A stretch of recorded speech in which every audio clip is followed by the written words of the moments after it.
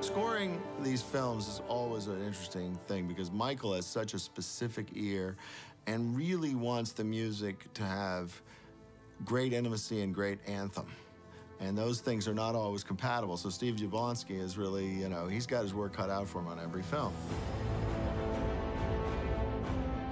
In Age of Extinction, kind of my favorite things are the more lyrical moments. One example being the big Dinobot charge down the hills, and they're coming in to save the humans. It's really exciting visually, and I wrote this piece that was very simple. Simple strings, piano. It's not for a specific scene. Gave it to Michael, and he laid it up against this massive charge down the hill with these massive Dinobots. And he showed it to me. I'm like, wow, this is, you know, I didn't write this for that section, but this is pretty amazing. And he's like, yeah, I like this, right? And so I took that idea and just built on it. It's not what audiences would expect. You know, you would think it's just going to be a big raging action cue, but Michael's like, no, let's play it simple and emotion. For me, that was really cool and different.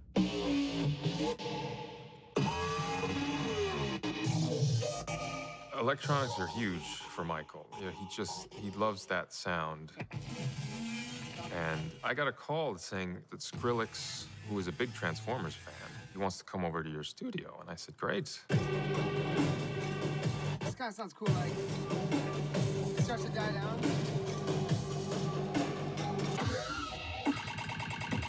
I'm a huge Skrillex fan because the guy makes sounds like I've never heard before.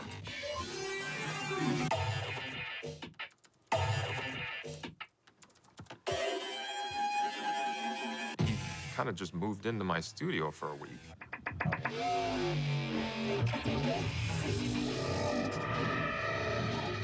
We talked, we looked at scenes. He made sounds, kind of what he did. He made even some sound effects, you know, for the robots moving. He's kind of that creative. He can do music, he can do sound, he can do both together. Is there any, like, certain spots where he has, like, a long roar, the T-Rex? This is probably the biggest spot Gotcha. featured.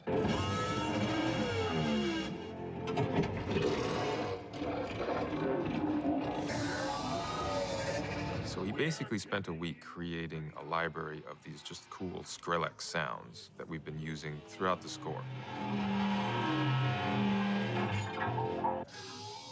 You won't know necessarily that you're listening to Skrillex's creations, but they're in there. Right when he comes out, yeah. I think just like some kind of drum beat starts. Yep. Yeah. In each film, we try to introduce new artists as well. In this case, Imagine Dragons is one of the bands that we've added to the story. Maybe like A minor. And I thought they would just contribute a song, but it turned into a lot more than that. Yeah, something like that. So like A minor.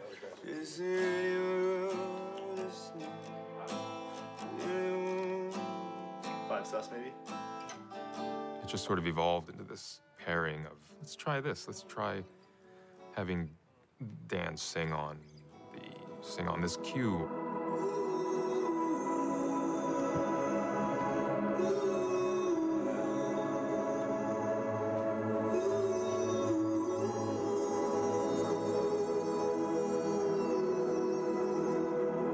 Just a lot of unexpected things happened out of that collaboration.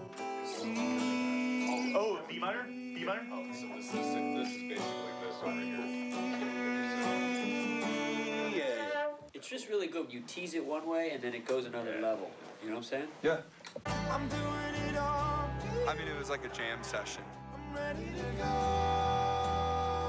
I felt like I was in a high school rock band with Hans Zimmer, Steve Jablonsky, which is a bit of a dream. You know, a couple of us were film score majors, not thinking that we would ever be in a room with them and to jam with them for an hour just watching scenes. It was very organic. I keep you like, I'm hearing that. Imagine Dragons, their sound is really emotional and really epic. Just 16s like That describes every Michael Bay film, so they were a perfect fit, and that's what I try to achieve in the score. So the collaboration was perfect. You're gonna come to Vegas soon, hopefully. Yeah, I hope so. Thanks for everything, man. Thank A lot of you. fun, man. Really inspiring.